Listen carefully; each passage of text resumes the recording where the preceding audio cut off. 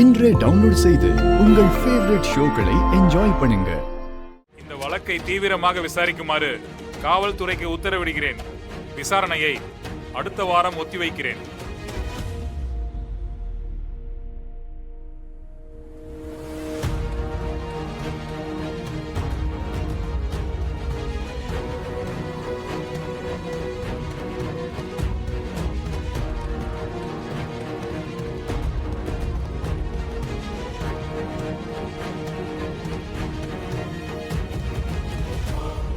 ராகவா,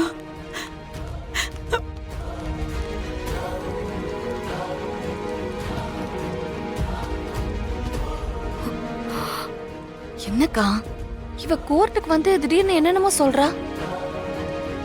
மாமாக்கும் அண்ணனுக்கும் முன்விரோதம் இருக்கிறதா சொல்றா. இதெல்லாம் உண்மையா?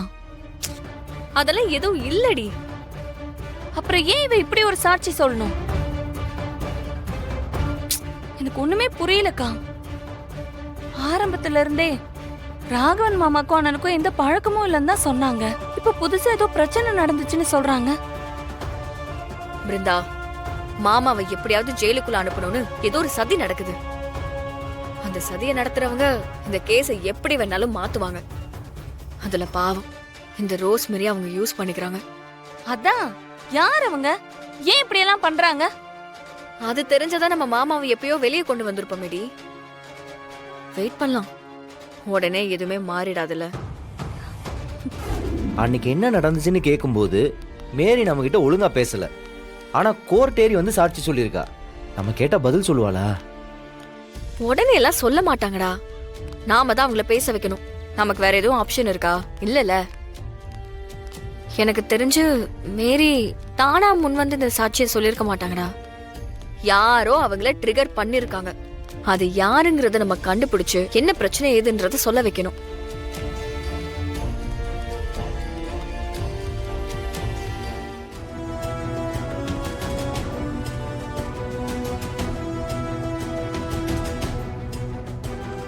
என்னடா போலீஸ் நிக்குது? அதான் எனக்கும் புரியல.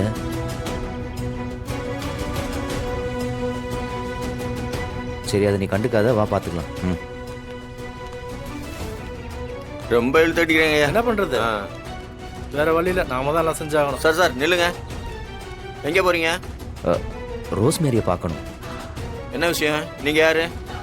யோ, நாங்க இவங்க தான் அந்த ஆக்சிடென்ட் கேஸ். ஓ, இவங்களுக்கு எதிராக தான் இந்த பொண்ணு ரோஸ்மேரி கோர்ட்ல சாட்சி சொல்லியிருக்கு. இது கூட தெரியாதா அவனுக்கு?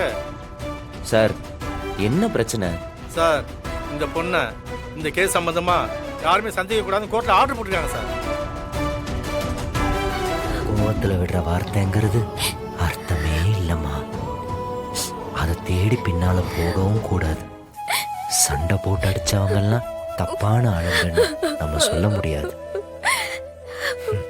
இதனாலதான் இது நடந்துச்சுன்னு ஒண்ணுக்கு ஒண்ணு நம்மளே புரிஞ்சு பார்த்து ஒரு முடிவுக்கு வரக்கூடாது.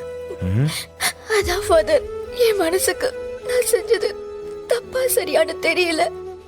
ஒரே குழப்பமா இருக்கு.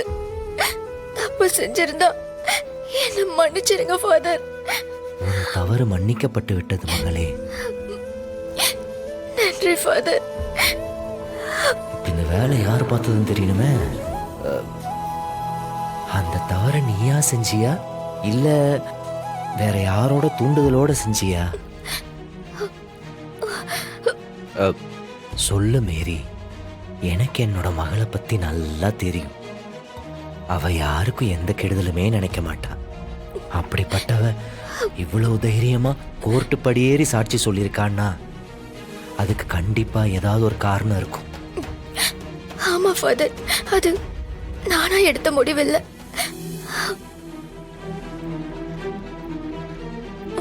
ஒரு பொண்ணு. பொண்ணா? பொண்ணா?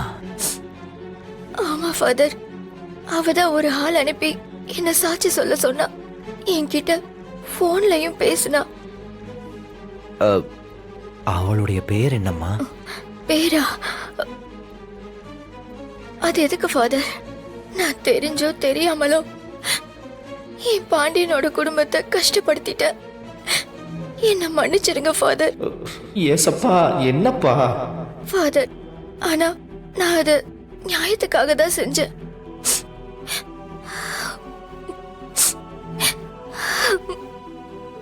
எல்லாம் கூடி ஒரு நேரத்தில் எந்திரிச்சு போயிட்டா.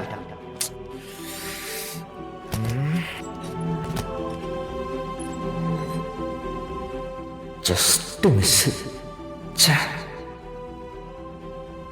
அந்த பேரை மட்டும் சொல்லியிருந்தான்னா. எவ்வளோ செலவானாலும் பரவாயில்ல, கேஸை எப்படி வேணாலும் திருப்புங்க. ஆனா அந்த ராகவ மட்டும் வெளியே வந்துடவே கூடாது. சரிங்க மேடம். அப்புறம் ரொம்ப முக்கியமான விஷயம், அந்த ராகவனோட குரல்ல எனக்கு ஒரு ஆடியோ வேணும். என்ன ஆடியோ மேடம்?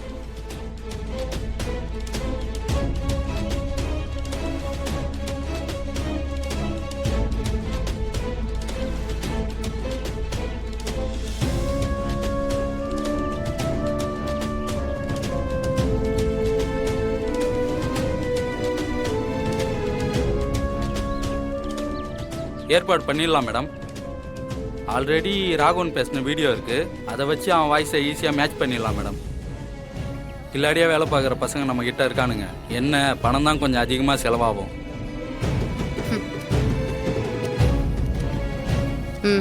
பக்காவா முடிக்கணும்.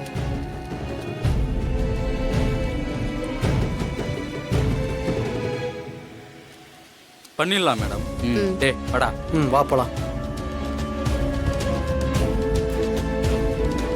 ராகவா, நீ எப்படி வெளியே வரன்னு பாக்குறேன்டா. நான் இருக்கிற வரைக்கும் உங்க குடும்பத்தை ஒண்ணு சேர விட மாட்டேன்.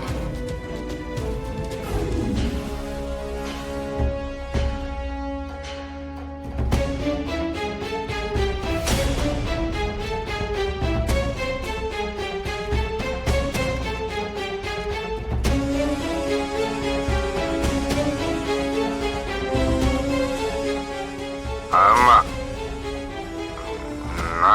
நான் தான் கொலை பண்ணேன்.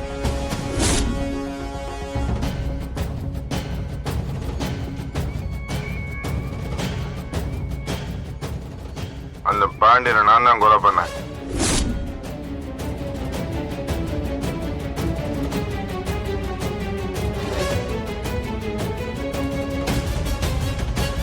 பின்ன என் கடைக்கு வந்து என் சட்டையை பிடிச்சி சண்டை போட்டு நாளைக்கு எங்க அப்பா கிட்ட வந்து என்னை பத்தி தப்பு தப்பா சொல்ல வேணும் மிரட்டினா நான் என்ன வேடிக்கை பார்க்கணுமா? அப்பா என் மேல இவ்வளவு நம்பிக்கை வச்சிருக்கிறாரு. அந்த நம்பிக்கையை அவன் காலி பண்ண பார்ப்பான். அத நான் பொறுத்துக்கிறதா? அதனால்தான் நான் அவனை கொன்னேன்.